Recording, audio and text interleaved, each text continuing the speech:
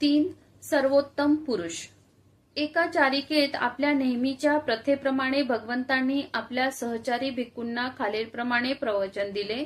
भिक्खूंना उद्देशून भगवान म्हणाले, भिक्खूंनो, या जगात 4 प्रकारची माणसे आढळतात. पहिल्या प्रकारचा मनुष्य म्हणजे जो स्वतःच्या अथवा इतरांच्या कल्याणासाठी झटत नाही. दुसऱ्या प्रकारचा मनुष्य स्वतःचे जे हित सोडून दुसऱ्याच्या हितासाठी झटतो. तिसऱ्या प्रकारचा मनुष्य स्वतःच्या हितासाठी झटतो पण दुसऱ्याच्या नाही. चौथ्या प्रकारचा मनुष्य स्वतःच्या हितासाठी त्याचप्रमाणे दुसऱ्यांच्याही हितासाठी झटत असतो.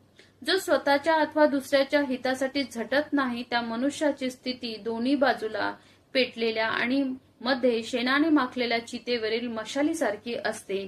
ती गावात अथवा वनात इंधन म्हणून उपयोगी येत नाही. त्याप्रमाणेच तो मनुष्य जगाला आणि स्वतःलाही निरुपयोगी असतो.